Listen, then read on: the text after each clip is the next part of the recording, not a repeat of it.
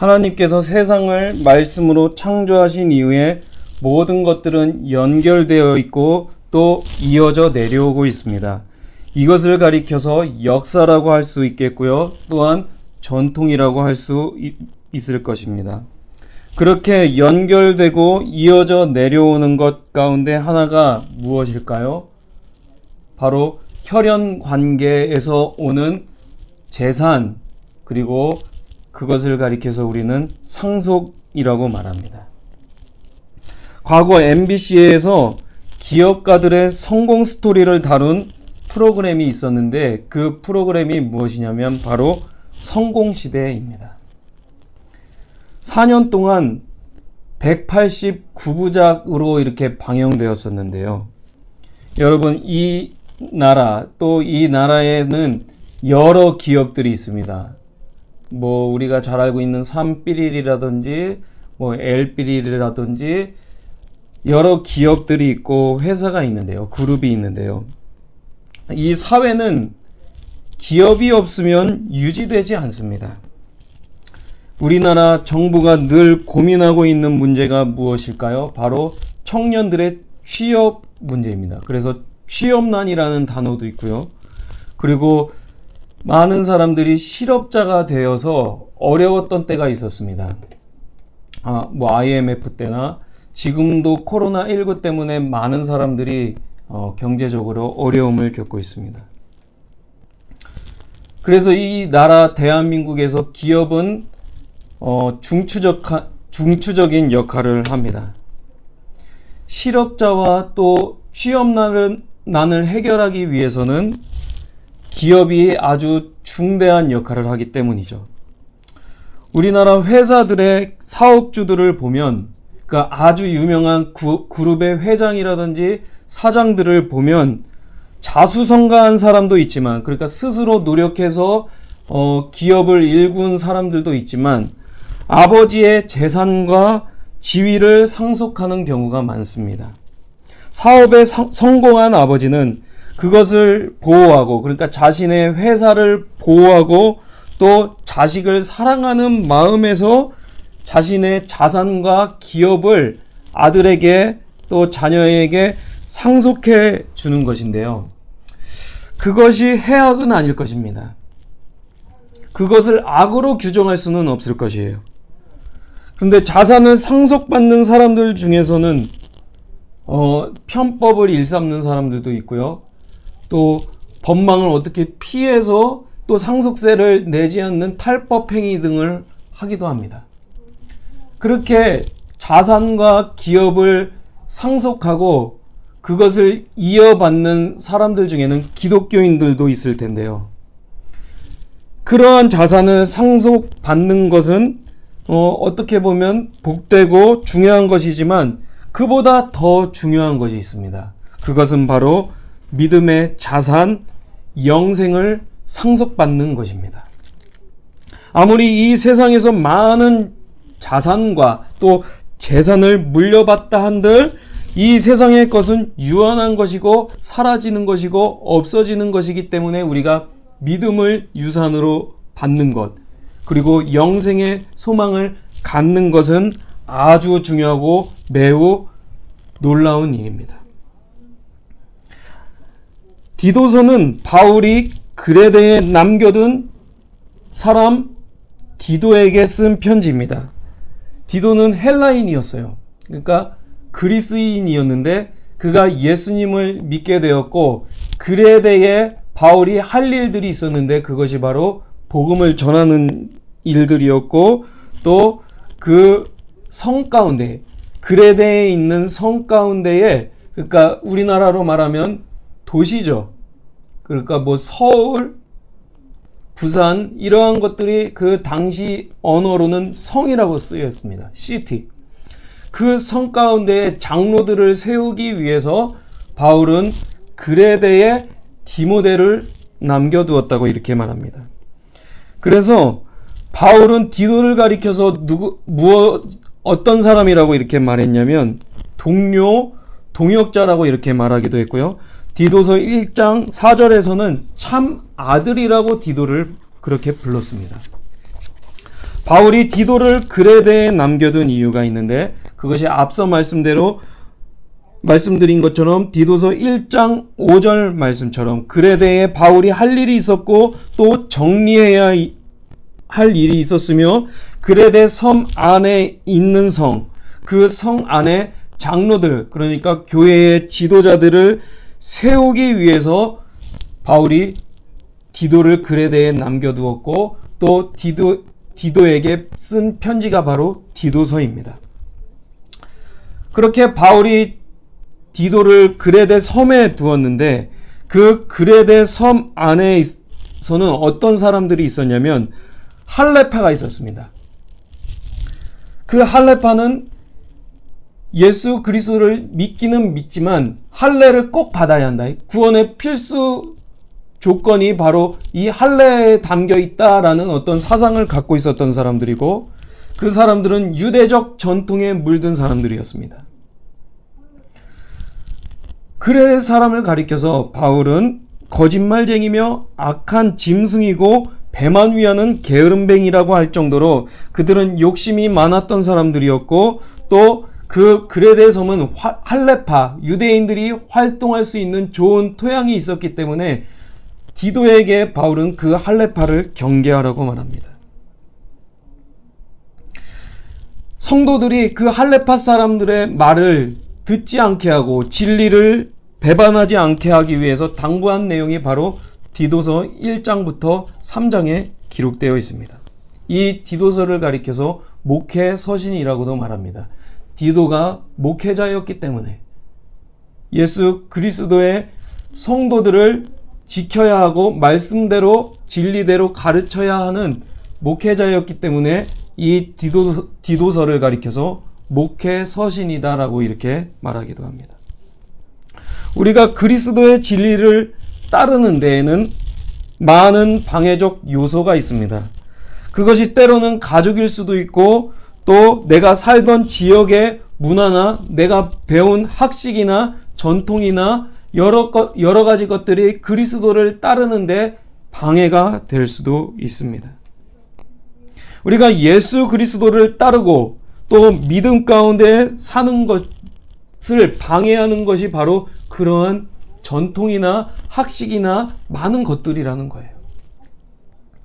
특별히 오늘날은 이단이 너무나도 많기 때문에 그들의 이야기를 듣다 보면 진리가 무엇인지, 바른 교훈이 무엇인지 혼동될 수도 있기 때문에 오늘날의 그레데인들을 이단이라고 이렇게 말해도 무방할 것입니다.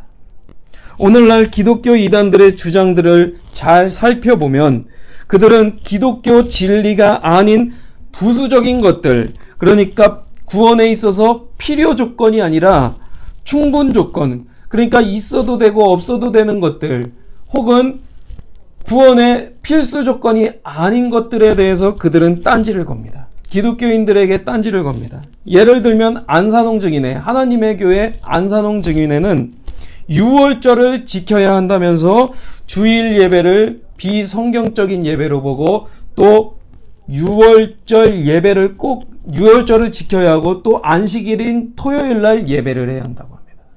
근데 그 하나님의 교회는 안식교회 이단 종파예요. 그들은 기독교인들이 지키는, 그리고 기독교인들이 모이는 12월 25일 성탄절을 가리켜서 태양 숭배일이라고 말합니다. 물론 로마 당시에는 그 날이 태양을 숭배하던 날이었습니다. 그러나 우리는 그 성탄절을 지키는 것이 아니라 예수님께서 탄생하심을 기념하여 모이는 날이 바로 성탄절인 것이죠. 그리고 그 안산홍 증인회에서는 십자가를 교회에 그들이 모이는 회집하는 장소에 걸지 않는데 기독교인들이 십자가를 숭배한다고 믿기 때문입니다. 그런데 기독교인들에게 주일 예배, 성탄절보다 더 중요한 것은 예수 그리스도입니다. 그리고 예수 그리스도를 향한 믿음, 그리고 예수님께서 행하신 일들을 믿는 것입니다. 그리고 그 말씀대로 순종하는 것입니다. 그들은 예수 그리스도를 향한 믿음은 저버리고 안산홍과 장길자에 대한 믿음을 말하면서 기독교의 진리인 핵심인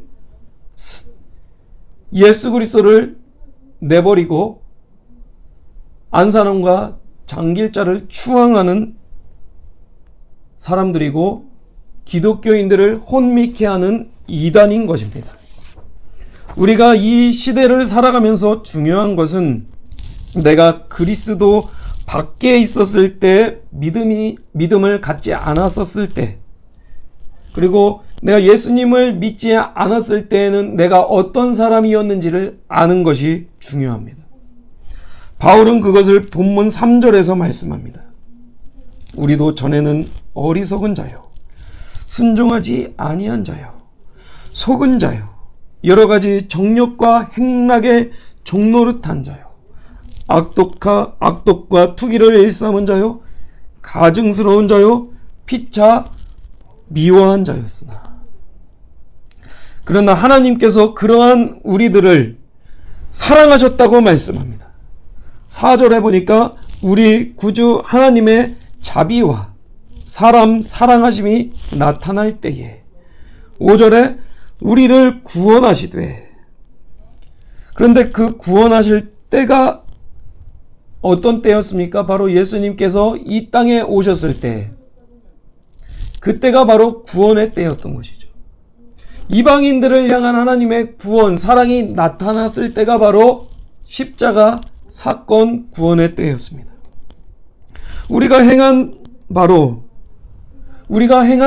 구원을 얻을 수 없다고 이렇게 말합니다. 5절에 우리를 구원하시되 우리가 행한 바 의로운 행위로 말미암지 아니하고 오직 그의 긍휼하심을 따라 중생의 씻음과 성령의 새롭게 하심으로 하셨나니.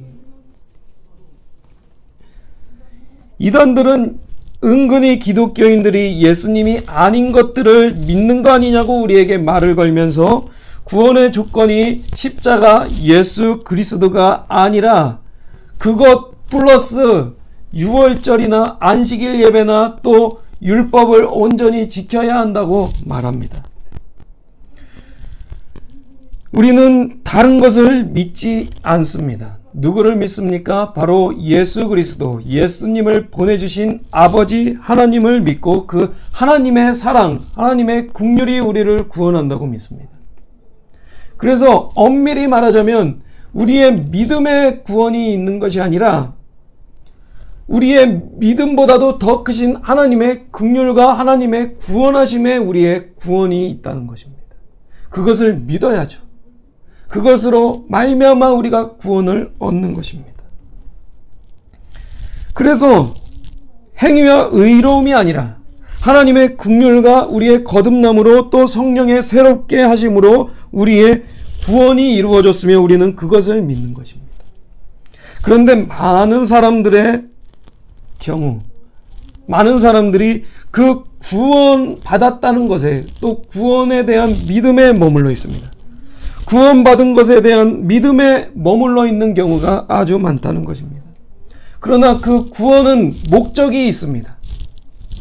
구원의 목적은 주님께서 예수 그리스도로 말미암아 또 성령을 부어주신 이유와 목적은 사람들에게 영생의 소망을 따라 상속자가 되게 하려 하시는 하나님의 목적입니다. 그러니까 구원의 궁극적인 목적이 무엇이냐면 하나님께서 주실 영생에 대한 상속을 얻게 하시려고 주님께서는 구원을 베풀어 주셨다라는 것입니다.